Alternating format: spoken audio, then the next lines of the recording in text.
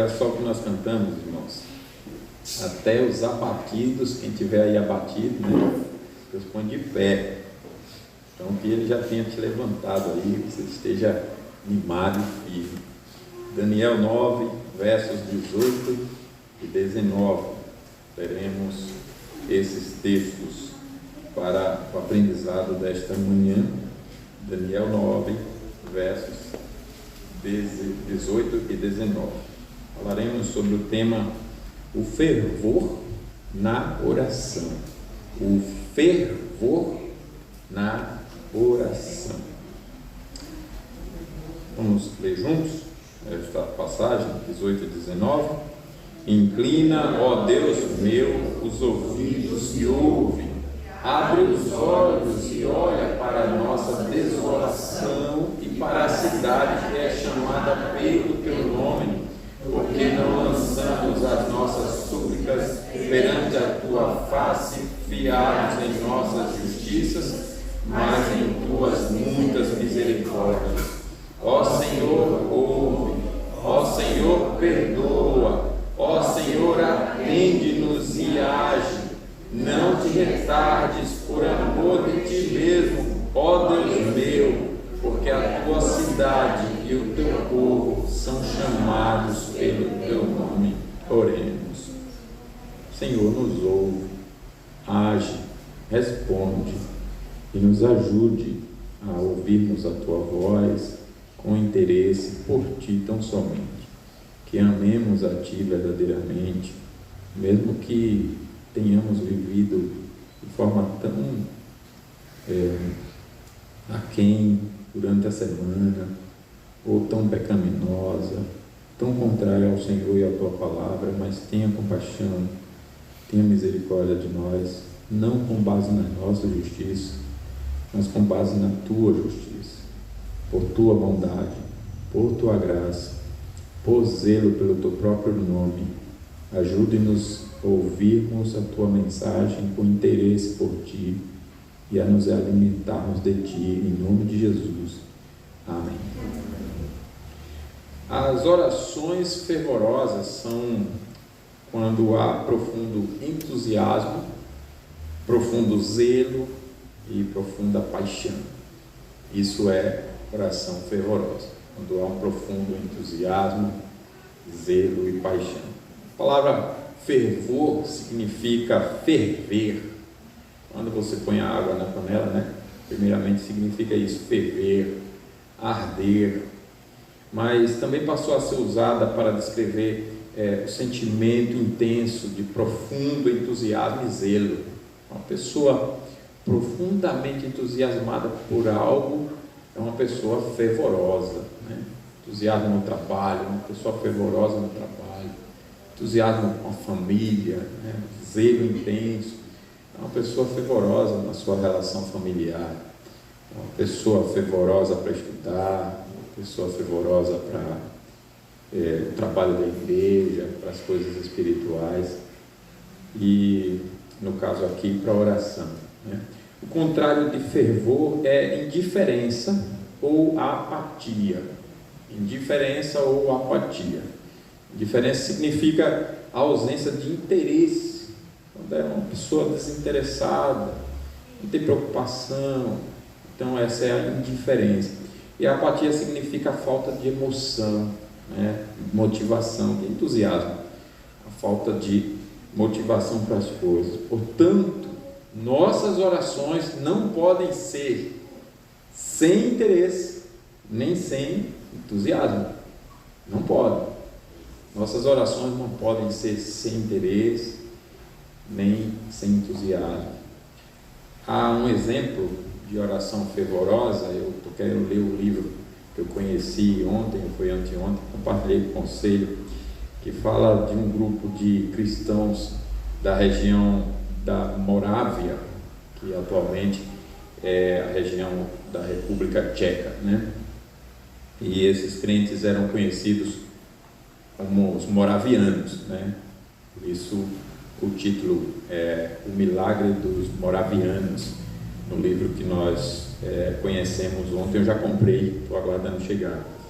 E eles começaram uma vigília, eu fui ler sobre a história dele e tudo mais para conhecer. Eles começaram uma vigília de oração em 1727, que durou mais de 100 anos, com 24 horas ininterruptas de oração, todos os dias, mais de 100 anos.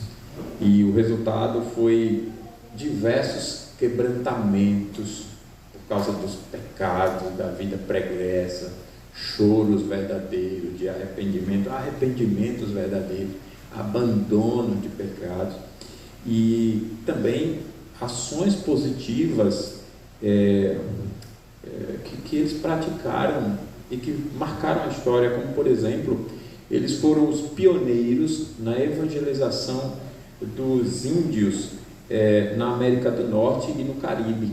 Eles foram os pioneiros, eles evangelizaram então essas regiões. E para os irmãos terem uma ideia desse fervor espiritual, desse avivamento espiritual, há um relato que me chamou a atenção de 2 jovens que voluntariamente se venderam como escravos, 2 jovens, porque conheceram a história de africanos que estavam como escravos numa ilha no leste da Índia. E então eles se venderam para evangelizarem esses escravos no leste da Índia, nessa ilha. E eles foram para lá. Você vê o fervor espiritual como contagiou todo mundo, né? E a igreja estava fervorosa, aquele povo todo, mais de 100 anos ininterruptos de oração diária, 24 horas por dia, e o povo fervorosamente ali, mesmo não vendo inicialmente os resultados, 1, 2 anos, 3 anos, 4 anos, 10 anos, né? Daniel está aqui com 70 anos de oração, por conta de todo o cativeiro babilônico, né? Que situação difícil, não é fácil realmente, irmãos. Você está longe da sua pátria, do seu povo, né? Longe da sua origem, e sobretudo naquelas condições de humilhação, de desonra. E no caso de Daniel, consciente de que era a poderosa mão de Deus castigando, disciplinando, né? A melhor palavra é castigando no sentido de corrigir, disciplinar. E você passa uma situação dessa, enfrenta, né? Experimenta por 1 ano, já é difícil, né? 1 mês, 1 ano, agora quando passam 10, aí a coisa já piora, 20, 70 anos, não é um período fácil, né? Um tempo fácil. Você é exposto a desanimar, você é exposto a situações de desistência, de incredulidade, e não obstante, Daniel não ficou incrédulo, não desanimou, e por isso ele faz questão de escrever a respeito da sua própria oração, para nos ensinar justamente sobre isso. Há muitos exemplos de orações fervorosas na Bíblia. Você tem Abraão, Moisés, Davi. Se a gente olhar de perto, né, para a vida desses homens, normalmente a vida de Davi, por exemplo, é destacada, principalmente quando alguém vai ensinar crianças, aí transforma Davi num personagem parecido com o de Hollywood, um herói evangélico, né? Um herói bíblico. Mas nenhum personagem bíblico é herói, viu? Nenhum. Nunca faça isso com suas crianças. Não nos apresente dessa forma. O personagem que você apresenta não é o da Bíblia. Davi herói não é o Davi da Bíblia. Davi da Bíblia é um servo de Deus, é um crente em Jesus. E quando fazemos isso, a gente deixa de lado essa vida de oração dele, né? Deixa de lado tantas coisas. A maioria dos salmos ele escreve, e você vê a vida piedosa de oração. Davi era um homem que orava, Salomão era um homem de oração, e ele diz: eu aprendi com meu pai. Tudo que ele aprendeu de bom, ele diz: eu aprendi com Davi, meu pai. Só você ler lá Provérbios, o início do Provérbios, ele vai dizer isso, né? Quando eu era filho único lá da minha mãe, na companhia de meu pai me ensinava, ele me ensinou isso, me ensinou aquilo, e ele escreve todo o livro de Provérbios. E Salomão era um homem fervoroso de oração. Ele vai inaugurar o templo e você vê aquela oração tão longa e ao mesmo tempo tão bem pensada. Não há um erro em nada na ideia da oração, tanto sobre Deus, sobre si mesmo, sobre aquele lugar, sobre o que significa transitoriamente e sobre o seu sentido espiritual. Não há erro nenhum. Ele tem uma compreensão muito bem estabelecida, fundamentada na palavra, e ele demonstra ter tido um zelo de não só estudar aquilo, mas também de repente até escrever e treinar e ensaiar para, na hora de orar publicamente, no momento solene, no culto de inauguração, ele faz uma oração bem pensada, onde cada vírgula, até a gramática da língua, ele respeita, ele obedece, não tem erro nenhum. Tal é a consciência da grandeza do ser de Deus, que é o que ele descreve na oração, né? Senhor, nós fizemos esta casa para o Senhor, mas quem somos nós, se o Senhor não merece nem o céu e nem os céus dos céus, porque o Senhor é maior do que tudo isso, né? E quanto mais essa casa que eu edifiquei. Então você vê a consciência dele de muita humilhação e ao mesmo tempo de reconhecimento da grandeza do ser de Deus. Era um homem de oração. Os profetas, os apóstolos foram homens de oração, mas sobretudo, irmãos, Jesus Cristo, que mesmo sendo o Senhor Salvador, não deixava de orar fervorosamente. Muitas vezes, após um dia de muito trabalho e com muito cansaço físico, emocional e tudo, e mesmo assim ele reservava a noite e não dormia durante a noite, passava a noite em vigília de oração.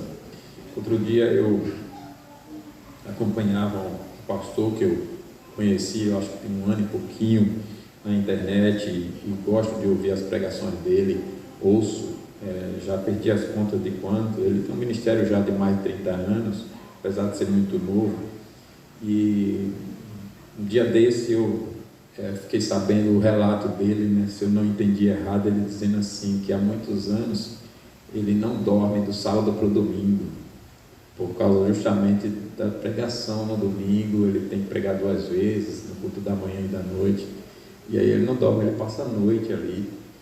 Eu vou até 1 ou 2 da manhã, essa noite, por exemplo, eu fui até 2, mas não fico direto, né? E ele já tem anos assim, está firme, está novo, né? Parece que cada vez mais que envelhece, fica mais jovem, mais novo, quer dizer, não perdeu o vigor por isso. E isso é evidência de graça, irmãos, né? De alguém que ele faz isso por causa da dedicação na oração, para a pregação, né? E como a gente é tão falho na oração, a gente tem a nossa meia hora, que nunca é meia hora de oração, né? A gente hoje mesmo começou com 6 minutos de atraso, e 6 minutos já é uma grande perda, né? Se orar por 6 minutos, né? Se Deus já faz grandes coisas quando a gente ora por 1 minuto, né? Quanto mais 6 minutos. E daí você começa, aí tem a meditação, tem a canção, etc. Aí já toma mais um tempo, né? A gente vai orar mesmo, na prática, 5 minutinhos, quando muito 10, né? E é um período mal frequentado, uma igreja pequena, né? Eu fiquei por um período numa igreja que hoje tem mais de 4.000 membros, na época que tinha 1.500, as reuniões de orações tinham, não estou dizendo isso para você se desculpar, tá? Mas as reuniões tinham, quando tinha muito, 20 pessoas. Quando tinha muito, eu digo, Tijuca está melhor nesse caso, né? Porque o número é pequeno, mas o número que vem percentualmente é maior do que o número que estava lá, né?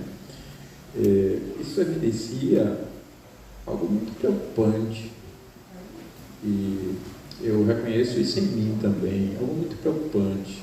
Parece que a gente não tem conhecimento real, verdadeiro, bíblico, consciência santa do que é a oração.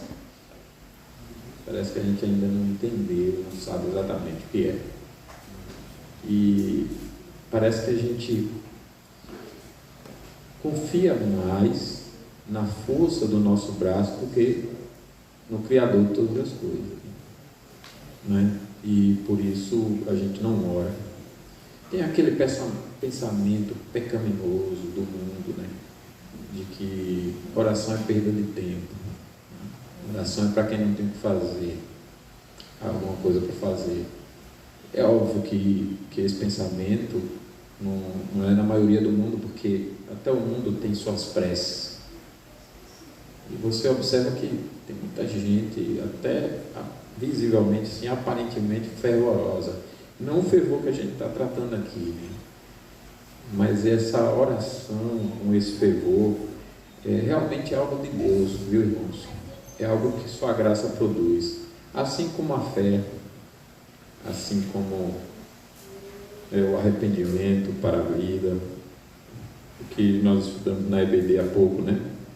A fé, o arrependimento para a vida, a santificação, a justificação, a adoção, assim é também a oração fervorosa, a oração bíblica de fato, a oração como uma inclinação voluntária do seu coração para oferecer a Deus os seus sentimentos, os seus desejos, as suas vontades, né?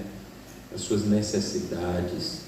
Isso aí só Deus mesmo para produzir, só Ele quem nos aviva. Então, quando não há vida de oração, eu devo me preocupar, porque quem é vivo ora, quem é vivo ora, mas quem é morto não. Ele pode até imitar, ele pode fazer preces aí, imitações, e esse é o problema conosco. A gente pode, por isso que a gente tem que ter muito cuidado entre nós mesmos e com nossos filhos, nossas crianças, para que não estejamos, ainda que sem perceber, ensinando-as a imitarem. Então elas acham que orar é fechar os olhos, por isso que ela faz também, que você não trabalha com ela a fé bíblica, né? Para elas perceberem a necessidade delas do Deus Criador, do Salvador Jesus, e acreditarem, confiarem que a oração é o que Deus diz que é, né? Um meio de graça para que ofereçamos a Deus os nossos desejos, as nossas vontades, os nossos sentimentos, as nossas necessidades, mas dirigidos pelo Espírito de Deus e por causa da dignidade de Cristo, porque nós fomos salvos em Cristo Jesus. Quem é salvo ora. E esse fervor espiritual, esse entusiasmo, é justamente porque a graça o alcançou, né? A graça o alcançou. Por isso aquela senhora, que eu não a conheço, mas que deixa um testemunho para nós, né, tão grande, estava tão entusiasmada quando naquela falsa igreja que estava fazendo o show da fé, e aí o bispo chamava cada um na fila para contar a bênção, e cada um dizia: eu era pobre, fiquei rico. E aí veio o outro: amém, irmão, glória a Deus. E você, conta a bênção? Eu não tinha nada, agora eu tenho não sei quantas empresas e não sei o que. Amém, irmão, conta a bênção. Aí vem a senhorinha na fila e diz: eu era alguém perdida, eu estava condenada, eu vivia escrava dos meus pecados, mas Jesus me libertou. E o miserável do bispo diz: amém, irmã, mas agora conte a bênção. Como assim agora conte a bênção? A bênção foi essa, ninguém contou a bênção, só ela.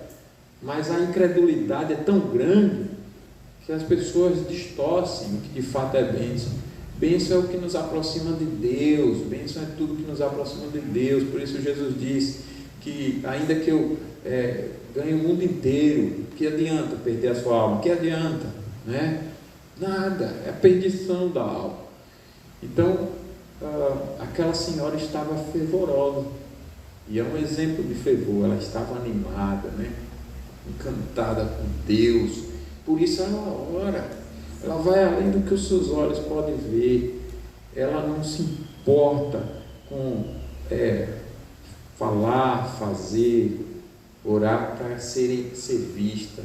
Não, ela faz como quem entra no seu quarto, fecha a porta e ela só quer ser atendida por Deus. O crente é assim, o crente ora, oferece os seus desejos a Deus, ainda que publicamente, é todo mundo em particular. Não, eu quero só ser ouvido por Deus. Ouve, Senhor, a minha voz, eu clamo, compadece-te de mim, responde-me, como Davi diz lá no Salmo 27, né? Na segunda parte do Salmo, né? A primeira parte é: o Senhor é a minha luz e a minha salvação, de quem terei medo? E lá na parte da oração: ouve, Senhor, eu clamo, compadece de mim, responde-me. Ao meu coração me ocorre: buscar a minha presença, buscareis, pois, Senhor, a tua presença, significando: o Senhor, eu estou recordando de que o Senhor me autorizou a te buscar, e eu estou te buscando pela autoridade do teu próprio nome, da tua autorização, não nos meus méritos. Então, ouve, Senhor. Davi está como uma criança, chamando a atenção de Deus, querendo ser só ouvido por Deus, diferente dos fariseus, que queriam ser ouvidos pelos homens.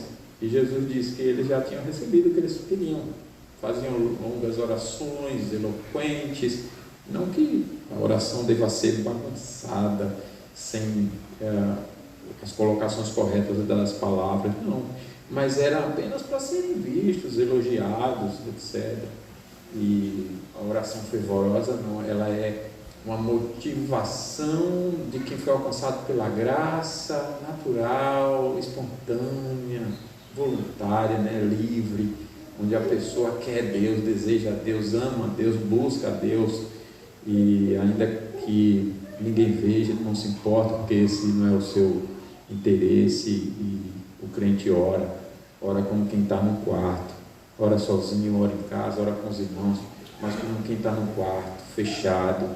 Jesus diz: quando orares, não queira ser visto pelos homens, fecha o teu quarto, como quem diz, ore como quem está no quarto fechado, né? Ore para ser visto apenas por Deus, queira que Deus te ouça, se relacione com Deus. E ali é a evidência de uma oração fervorosa, a oração que quer Deus pelo que Deus é, a oração que deseja a Deus. Na oração de Davi, lá no Salmo 27, ele faz todo esse esforço para Deus ouvi-lo, essa é a sua ênfase, e depois de chamar a atenção de Deus, ele pede o seguinte: ensina-me o teu caminho. Como quem diz assim: eu quero que o Senhor me ouça para me ensinar a fazer a tua vontade. Aí o contexto era, ele fala qual é o contexto, né? Inimigos que cercavam, e eram homens cruéis. Davi, que era guerreiro, que enfrentou o gigante, que enfrentou os filisteus, e está ali com aqueles inimigos preocupado. Então não eram qualquer inimigo, né? E Davi, quando diz: eu quero que o Senhor me ensine os teus caminhos, os caminhos retos, em contraste com os caminhos tortuosos daqueles seus inimigos, como quem diz assim: eu me conheço e eu sou vingador. Se o Senhor não tiver cuidado de mim, eu vou me vingar, vou pagar na mesma moeda com esses homens todos, mas eu vou acabar com todos eles. Me ensina, Senhor, para eu não fazer o que eles estão fazendo comigo, para eu não fazer com eles o que eles estão fazendo comigo. Então você vê, fervoroso para fazer a vontade de Deus.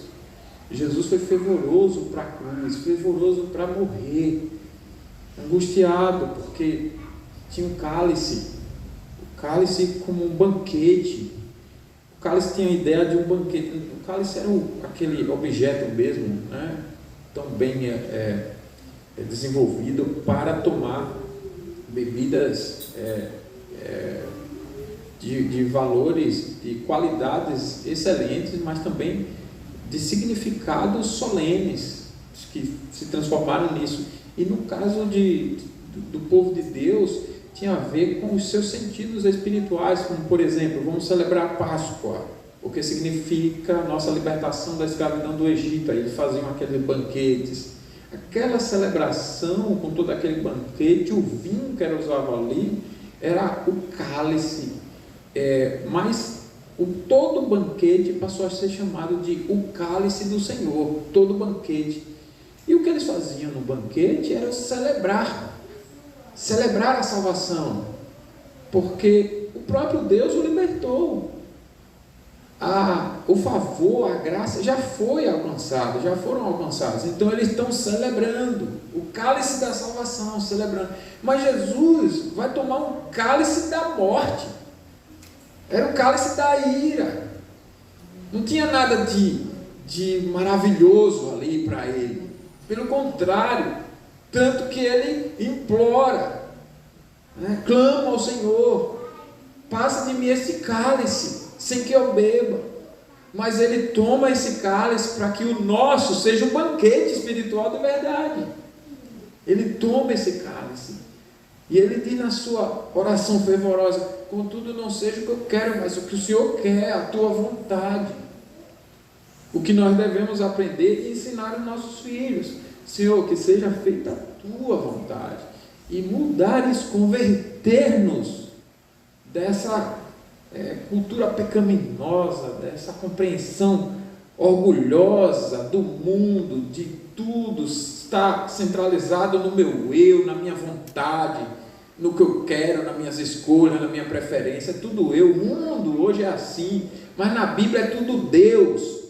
Acrescenta um D e termine com um S no seu eu. É Deus e não eu.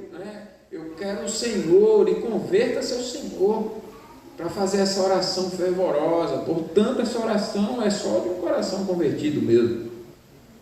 E nós devemos reconhecer que precisamos aprender com Daniel a orar fervorosamente. Qual é a evidência aqui? Porque eu trouxe esse tema, fervor. Porque eu estou convencido que esse é o objetivo de Daniel com esses versos 18 e 19. Porque você deve ter observado que o que Daniel fala aqui, escreve aqui, é exatamente o que ele já falou na parte anterior do capítulo, É exatamente o que ele falou. O que é que tem de novo aqui? Nada. Senhor, me ouve. Ele já falou disso anteriormente. Abre os teus olhos, olha. Nós estamos aqui humilhados, sofrendo, desolação. Olha para a cidade que é chamada pelo teu nome. Ele já falou isso sobre o Monte Santo, a gente aprendeu semana passada. Então, assim, não há nada aqui. Confessa pecados, por amor de ti mesmo. Ele fundamenta o seu clamor. Ouve por amor de ti mesmo, lá no verso 19. Então, não há nada novo. Nada novo aqui na oração de Davi, de Daniel. Mas por que ele, então, retoma os mesmos temas com palavras diferentes, para justamente testemunhar para a sua época e para todas as épocas esse fervor? Por exemplo, para tentar ajudar, quando você está entusiasmado com alguma coisa, o que é que você faz? Você conta para as pessoas. Você foi promovido no trabalho, aí você conta para sua família, para seus amigos, você tem um prazer de contar, e você só faz colocar outras palavras, mas repete o mesmo assunto, com outras palavras, repete o mesmo assunto. Se você adquirir um imóvel, abrir um negócio e deu certo, se você casou, teve um filho, você quer contar essas coisas, essas bênçãos, contar para as pessoas suas conquistas, suas vitórias, se o seu time ganhou, tem gente que até no domingo fala do time que ganhou, miserável, mas está lá empolgado, falando: meu time ganhou e tudo mais, não é isso? E repete, e você já está cansado de ouvir que foi vitorioso, que foi o gol de fulano, de Beltrano, que fez isso, que quem foi melhor do campeonato, e parará. E você, rapaz, muda a chave, mas o cara está entusiasmado. Então, Davi está repetindo porque ele está entusiasmado aqui, e esse é o seu ensino. Isso é diferente daquela repreensão que Jesus faz lá em Mateus 6,7, quando ele diz que quando nós orarmos, não devemos usar de vãs repetições. Vocês já viram as rezas católicas? Seu padre, eu pequei. Aí o padre ouve ali, não sei que tipo de atenção ele dá, mas logo já tem a receita, né? Vai lá e reze 50 Ave Maria e 30 Pai Nosso. O Pai Nosso é menor do que a Ave Maria, deve ser mesmo, né? E aí a pessoa fica, Pai Nosso que está no céu, Pai Nosso que está no céu, 2. Isso aí é loucura, irmãos. Isso aí é burrice. Isso aí é falta de sabedoria. Aí Jesus chama vã repetição. Repetição sem valor. Repetição sem fundamento bíblico. Ou então o balbuciar de palavras soltas. Você não tem o coração sincero, você não é convertido, você não tem a sua oração fundamentada em toda a Escritura, você não é reinado, governado pela palavra, e você balbucia as palavras. Então, a vã repetição é quando as palavras não são sinceras. No sentido bíblico de sinceridade é quando você foi convertido e você voluntariamente quer orar ao Senhor, você é conduzido a isso, você se sujeita à palavra de Deus para orar, às orações de Deus, do jeito de Deus, para agradar a Deus, para glorificar a Deus e daí por diante. Então, são orações sem valor, vãs, repetições, quando as palavras não são sinceras, quando não fazem sentido, não são de acordo com toda a vontade de Deus. São vãs repetições. Você fica repetindo, mas sem valor.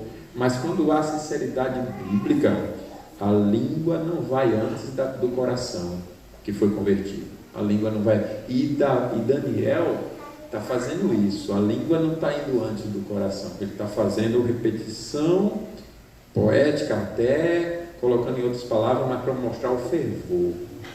Imagine vocês, né?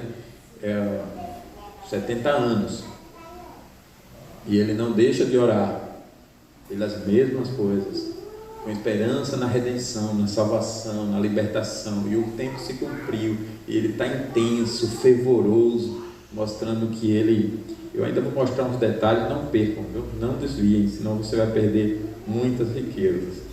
E ele está ali repetindo as orações, não são vãs, né? Não são vãs. Ele está aguardando receber o livramento, a salvação ali. Então, com base na palavra, submetendo a Deus, com base na promessa de Deus de libertar. Não são vãs repetições. São vãs repetições quando não há sinceridade. Você tem também no catolicismo romano e em outras religiões e seitas, né? Longos períodos de apresentações de palavras, como se esses períodos longos garantissem a graça de Deus. Veja, eu falei da oração dos moravianos de mais de 100 anos, mas Tijuco Preto não pode de repente chegar aqui e dizer, então é orar 100 anos, então vamos começar e nós vamos orar 100 anos aqui. Não é isso.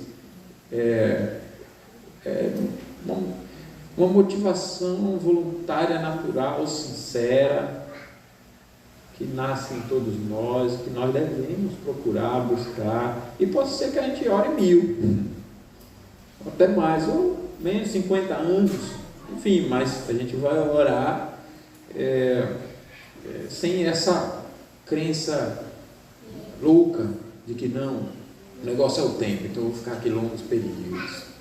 Dizendo que eu nem sei, eu já até perdi o raciocínio, mas eu estou aqui porque o negócio é o tempo. Não, então você está louco, né? Está falando coisa, está ali só fechando os olhos, mas não está se relacionando com o Deus Criador que ouve a oração. E essa oração fervorosa também não é ficar cantando por longo tempo para sensibilizar a Deus, né? Como faziam os monges. E até hoje também é praticado entre os católicos, né? Líderes católicos que ficam lá longo tempo, isolados, cantando aquelas canções clássicas, até bonitas, né? Eu gosto de ouvi-las e tal, mas ficam lá, muitas vezes letras vazias, mortas, você nem entende a letra, E eles ficam lá cantando, achando que é isso ser espiritual. Isso aí é loucura, completa loucura. Isso tem nada a ver com fervor. A oração fervorosa é biblicamente racional. Coloque isso na sua mente. A oração fervorosa é biblicamente racional. Eu tenho motivos bíblicos para estar entusiasmado. Eu tenho motivo bíblico para estar interessado. Meu Salvador é real, Ele é verdadeiro, Ele é a realidade, Ele existe, Ele se deu por mim, Ele encarnou, mas Ele é Deus mesmo, em todos os sentidos bíblicos que vão além até da minha capacidade de concebê-lo, compreendê-lo. Ele é, e eu o conheço, Ele se revelou a mim, e Ele se fez carne, Ele habitou entre nós, cheio de graça e de verdade, e Ele me salvou, me tirou da condenação, não só do inferno, mas de uma dureza espiritual de não desejá-lo, não amá-lo, não admirá-lo, não reconhecê-lo como Ele é. Ele me livrou de tudo isso, e eu estou aqui como que irresistivelmente atraído por Ele, pela sua beleza, pela sua grandeza, pela sua majestade, e por isso eu oro. É uma oração, portanto, racional, biblicamente racional. Há necessidade real, há entusiasmo real, há interesse real, há zelo real para cumprir a vontade de Deus, porque Deus é o meu Deus, é o meu Salvador, né? Então, nós vemos o entusiasmo de Daniel em seu pedido, por exemplo, a Deus para que Ele incline os seus ouvidos a Ele. Isso revela, por um lado, a sua angústia de ter orado já por 70 anos para ser liberto daquela escravidão babilônica, e Deus ainda não ter respondido, né? Imagina, 70 anos, então ele está ali, inclina, Senhor. Agora, ele poderia ter dito só, ouve, Senhor. Aí ele diz, inclina e ouve, para mostrar para nós assim, que ele está preocupado com quem. Senhor, nós estamos orando, mas já tem tanto tempo, a gente não viu o livramento ainda. Então é como quem diz, nós estamos contando os dias, já faz muito tempo, e o Senhor não deu a resposta ainda.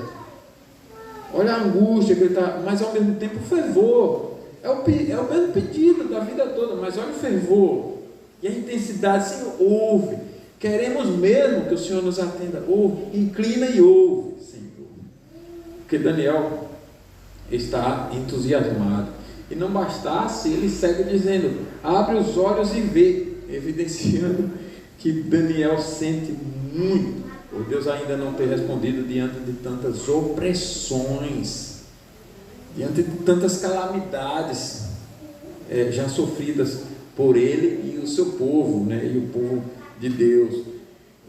Então, olha e vê, Senhor, olha e vê, olha quantas coisas o Senhor já nos trouxe, quantos sofrimentos, quantas angústias, quantas humilhações. Senhor, será que tudo isso não basta?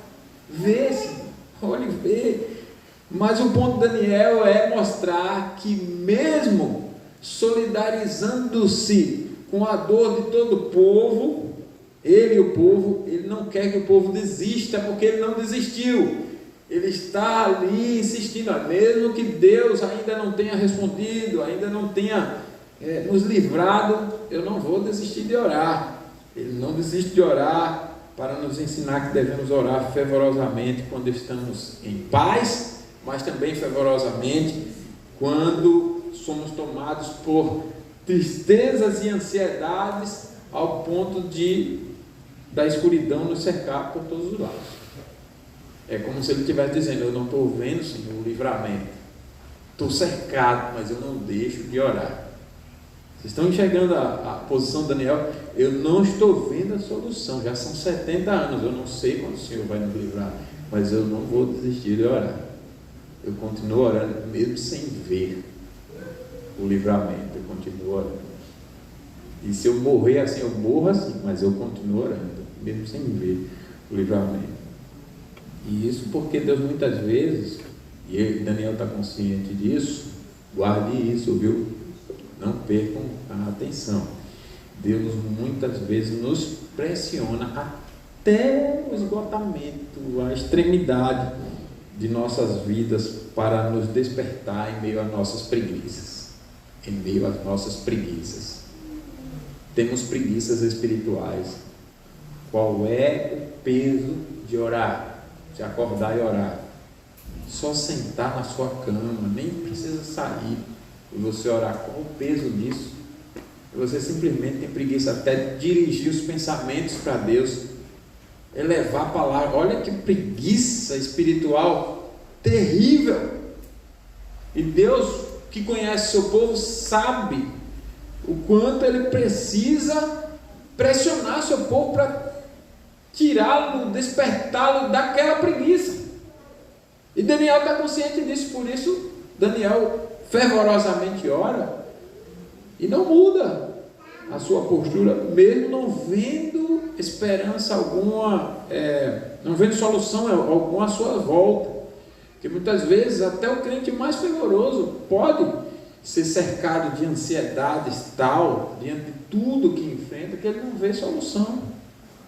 Ele não vê. Não significa que ele não crê, porque ele confia além do que vê. Mas vê, ele não vê. E ele continua orando.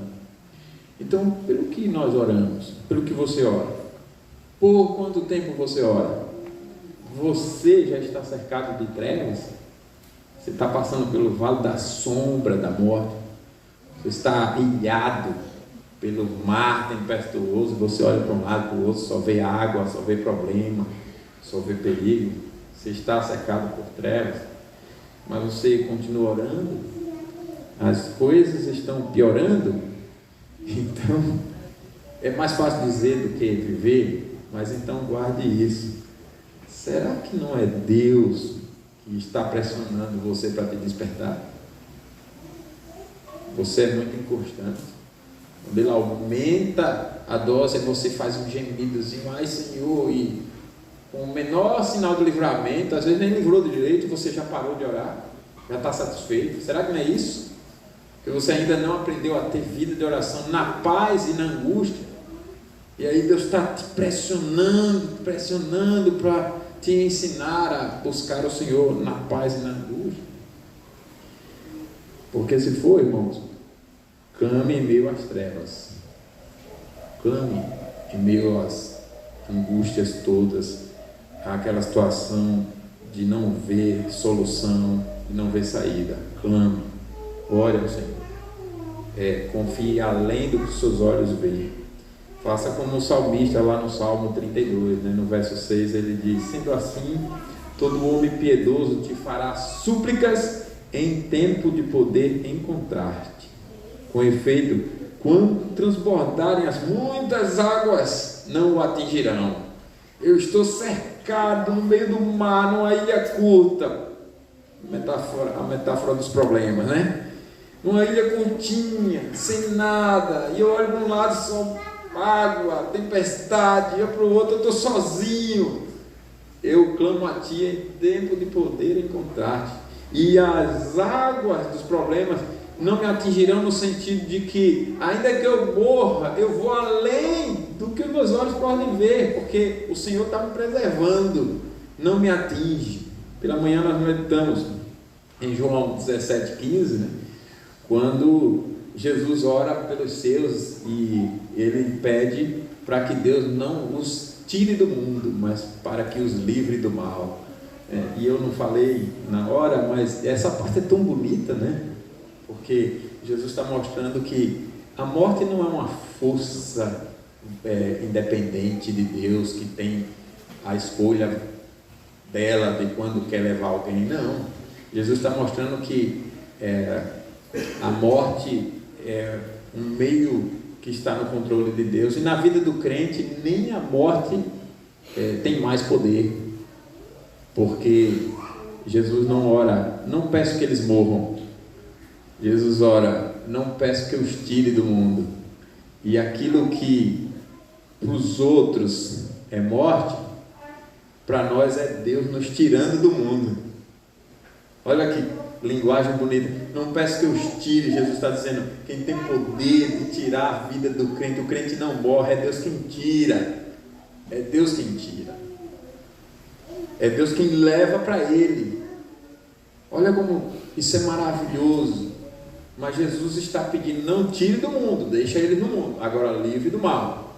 Livre do mal é livrado do maligno.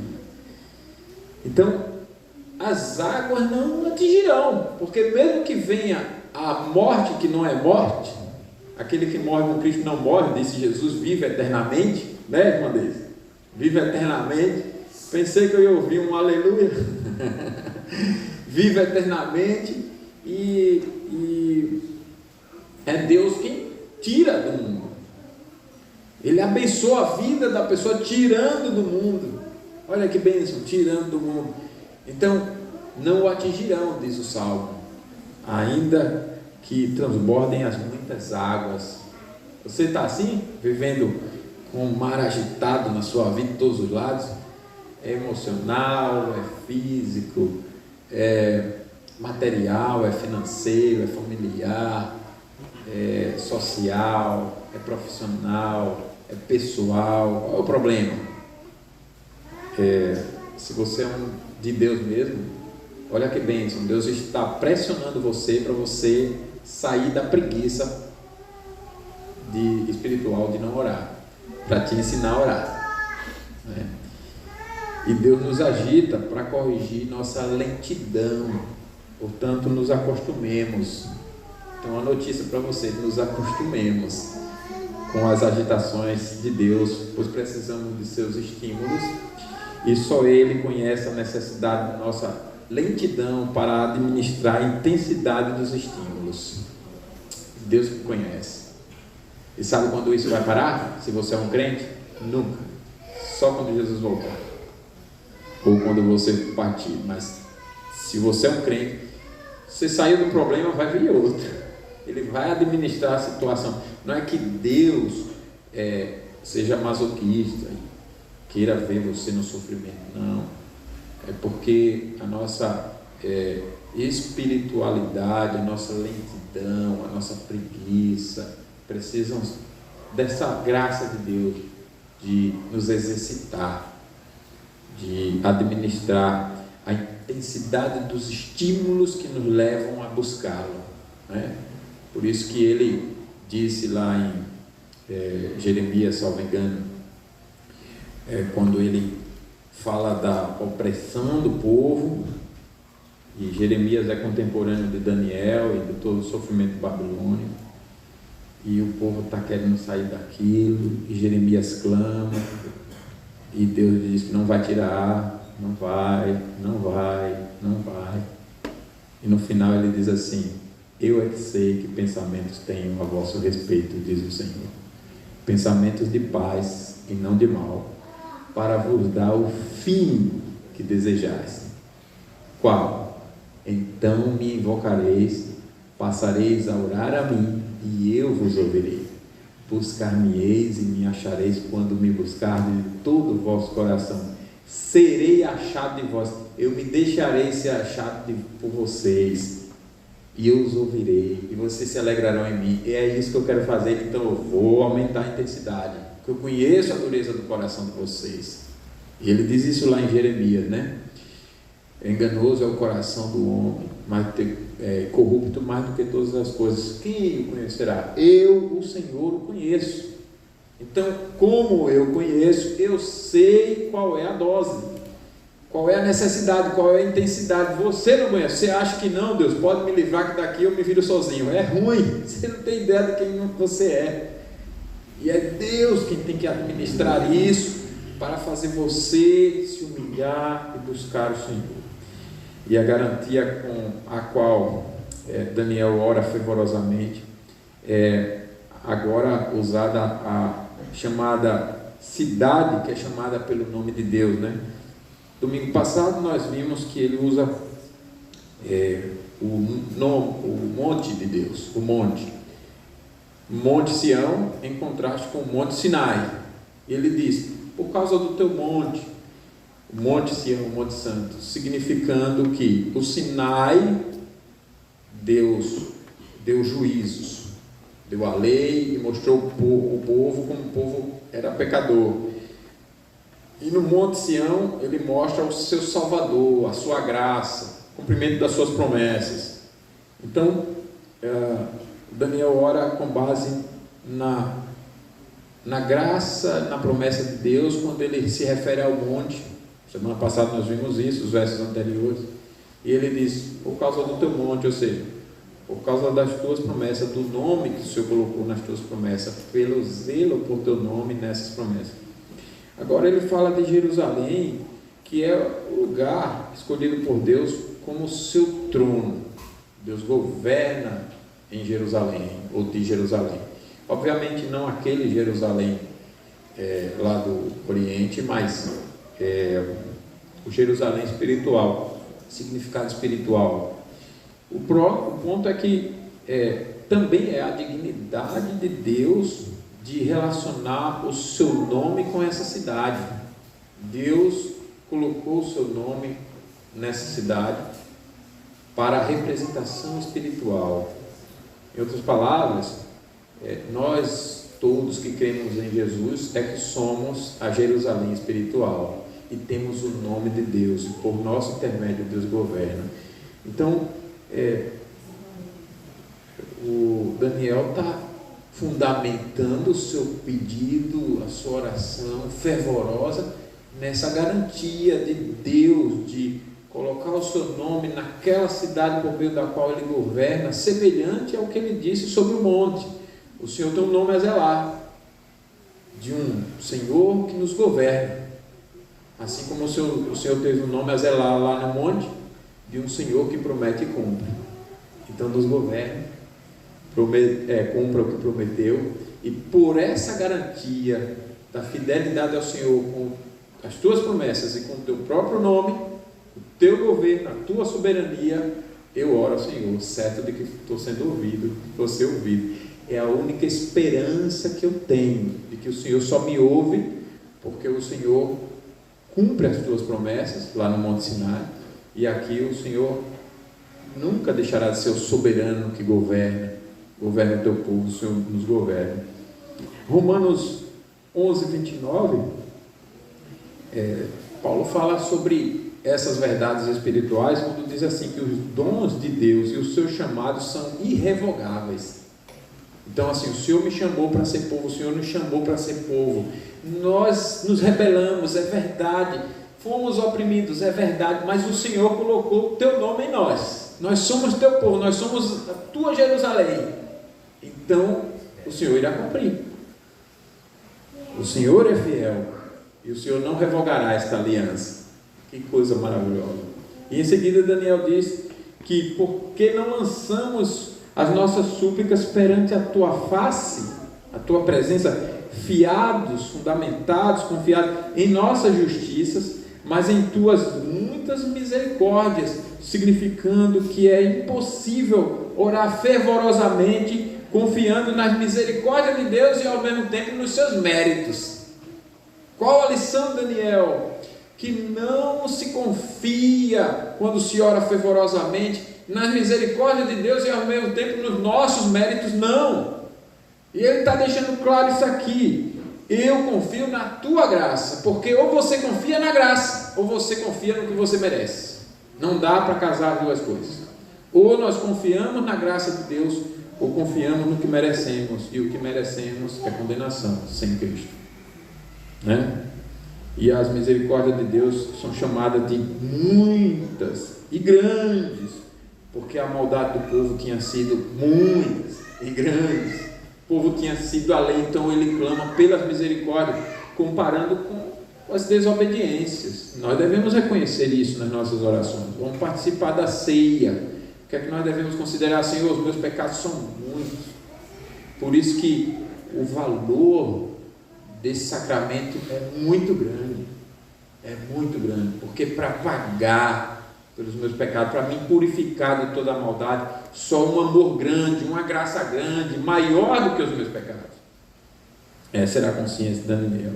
E outra lição é que as orações devem ser oferecidas sempre diante de Deus e não de outro. Significa que a verdadeira fé nos restaura ao mesmo tempo em que o arrependimento nos abate. Você vai para a presença de Deus, o que você faz? Você se humilha, você se prostra, você confessa, você se arrepende. É uma atitude de humilhação, mas ao mesmo tempo, por causa da fé, você é renovado, é restaurado. Na tua presença, Senhor, eu estou. Que maravilha estar.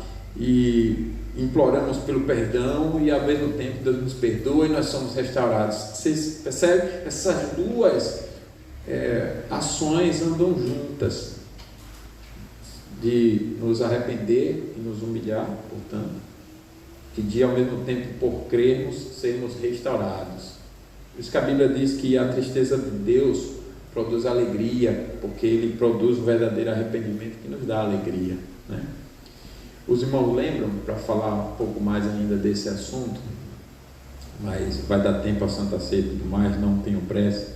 Os irmãos lembram daquela passagem de Lucas 18, quando o fariseu e o publicano vão orar, né, diante de Deus, e a oração do fariseu é orgulhosa. Ele vai se apresentar diante de Deus, mas parece que não tem ideia de quem é Deus, porque ele fica em pé, mas de uma postura com a cabeça levantada, orgulhosa, e diz para Deus que ele não era como os demais homens. E aí ele diz o quê? Roubadores, injustos e adúlteros, eu não sou, e nem sou como esse aqui, publicano, pecador, porque eu jejuo 2 vezes por semana e dou dízimo de tudo. Então eu não sou como... Olha que oração humilde, né? Tem noção de quem é Deus para orar assim. Só que Jesus compara esse com o publicano e diz: já o publicano não consegue nem levantar a cabeça, meu Deus, porque ele está diante de Deus. E quando a pessoa está mesmo diante de Deus e sabe diante de quem ele está, não tem outra postura, ele se humilha, e foi o que aquele homem fez. Ele disse: ó Deus, ser propício a mim, pecador, ser propício a ser favorável. Quando, por exemplo, a gente olha alguma coisa, o clima, por exemplo, está um clima de ir para a praia, não está um sol, está nublado, então não está favorável. Então, da mesma forma é Deus, quando ele está favorável, ele está agindo para o nosso bem, e Deus, ele está pedindo isso: Deus, seja favorável a mim. E ele, quando clama de Jesus, que os dois saem dali, daquela oração, mas apenas o publicano saiu justificado. Viu como o que eu disse há pouco sobre Daniel, de falar que está diante de Deus com essas duas experiências de humilhação. Ele clama por perdão, ele se arrepende, se humilha, mas ao mesmo tempo de restauração, porque a fé na justiça do Senhor, na bondade do Senhor, nas misericórdias do Senhor, o restaurou, o animou. Vocês estão acompanhando, irmãos? Não percam essas verdades espirituais. Então, não ore sem arrependimento e fé. Quando eu orar, eu tenho que ter arrependimento e fé. E no verso 19, Daniel segue o seu fervor, pedindo a Deus para ouvir, perdoar, atender e agir, revelando uma angústia muito grande, como eu disse. E Daniel sente que a disciplina desses 70 anos foi muito tempo. No entanto, Daniel foi fervoroso, mesmo que a situação não mudasse, como realmente não mudou. Ou seja, veja bem, agora vamos dobrar a atenção aqui. No início do capítulo 9, ele está cronologicamente em que tempo? No ano de Dario. Percebe aí? No ano de Dario. Mas no capítulo 6 e 7, Daniel, 8 também, Daniel fala das visões. 7 e 8, Daniel fala das visões, né? Então, essa oração, cronologicamente é anterior às visões, certo? Essa oração é anterior cronologicamente às visões. Na sequência do capítulo, Daniel colocou depois das visões, mas ele registrou depois das visões, mas ele teve as visões antes. Está percebendo isso? Então, Daniel está querendo mostrar aqui para nós o fervor no seguinte sentido: ele quer se livrar daquele cativeiro babilônico. O tempo de 70 anos se cumpriu e Deus realmente os tirou do cativeiro babilônico. Mas antes revelou para Daniel o seguinte: depois do cativeiro babilônico virá o Império Medo-Persa e vocês ainda sofrerão. Depois do Império Medo-Persa virá a Grécia, vocês ainda sofrerão. Depois da Grécia virá Roma, vocês ainda sofrerão. E só com Roma é que o Filho do Homem, meu filho, virá com um reino sem aparência e destruirá todos os reinos do mundo. Ele será recebido pelos santos dele, que é a igreja, mas esse santo dele e esse reino dele, que será o único que não passará, ainda sofrerá por um tempo, um breve tempo. Daniel está em 500 e pouco, até Jesus tem mais 400 anos. Então ele faz uma escolha proposital do capítulo. Vou colocar a oração lá na frente, para que os irmãos saibam o seguinte: que mesmo que Deus tenha revelado que não vai tirar dos sofrimentos, eu não vou desistir de orar.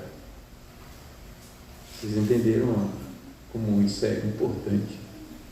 Mesmo que essa situação não passe, eu não vou desistir de orar. Demonstrando aqui que não confia em si mesmo nem em outro, mas somente no zelo que Deus tem por Ele mesmo. E aí ele encerra falando do amor de Deus, aí no verso 19: por amor de ti mesmo, ó Deus meu, porque a tua cidade e o teu povo são chamados pelo teu nome, por amor de ti mesmo, ou seja, pelo zelo que o Senhor tem pelo teu nome e não por nossos méritos. Afinal, que garantia teríamos em nossa dignidade de pecadores de sermos atendidos? Então, nossas orações devem ser com interesse e entusiasmo. Sejamos, portanto, fervorosos como Daniel e os demais exemplos deixados por Deus na Bíblia, e não deixemos de orar, mesmo que as lutas aumentem. É Deus nos livrando, nos tirando, nos provocando, nos estimulando a sairmos da nossa lentidão espiritual, da nossa preguiça espiritual, para termos uma vida fervorosa de oração. Se alguém não é convertido, a partir dessa análise, pede a Deus: Senhor, me converta a Cristo, para que eu voluntariamente deseje o Senhor, deseje orar, deseje as bênçãos espirituais e dependa do Senhor, mesmo que as circunstâncias não mudem aos meus olhos, que eu confie além do que os meus olhos podem ver. Santa Ceia vai ser isso. Nós vamos ter que depender além do que os olhos podem ver. Jesus não está aqui em corpo de fato, mas além do que os nossos olhos podem ver, Ele está espiritualmente. O seu corpo, o seu cálice. Nós não temos ideia de quando Ele voltará, nós não temos ideia do que acontecerá na nossa volta, mas eu vou participar além do que meus olhos podem ver. Eu nunca vi Jesus, nunca o vi pessoalmente, mas eu vou participar além do que meus olhos podem ver. Eu não vou duvidar dele, nem do que ele é, nem do que tudo isso representa, nem da minha salvação, participando dessa mesa santa. Eu sou pecador, o que é que eu estou vendo de mérito em mim? Nenhum, nada, mas além do que meus olhos podem ver, com base na realidade de que Ele me salvou, Ele me perdoa, Ele age segundo as suas misericórdias, eu vou agir assim, eu vou participar da ceia abandonando as minhas faltas, não tentando me salvar por meus méritos. Tem gente que fala, às vezes, no aconselhamento pastoral, para diversos pastores: pastor, estou a vida toda no mesmo pecado, não consigo mudar, qual o problema? E os pastores sábios respondem: você tenta mudar. Alguém só muda quando o irresistível amor por Jesus o atrai e faz com que você seja dominado por esse amor, por essa graça que te muda. Então, enquanto você tenta, nós vamos participar da Santa Ceia, não tentando nos mudar, mas nos deixando ser mudados. Entende a ordem? É totalmente diferente. Senhor, eu vou além do que meus olhos podem ver. Eu vou clamar com fervor espiritual, com entusiasmo, com interesse, porque o Senhor ouve. O Senhor é bondoso, misericordioso, tem prazer em nos ouvir, atender, perdoar e restaurar. Louvemos ao Senhor com as nossas orações. Nós vamos encerrar essa parte cantando o Salmo 54.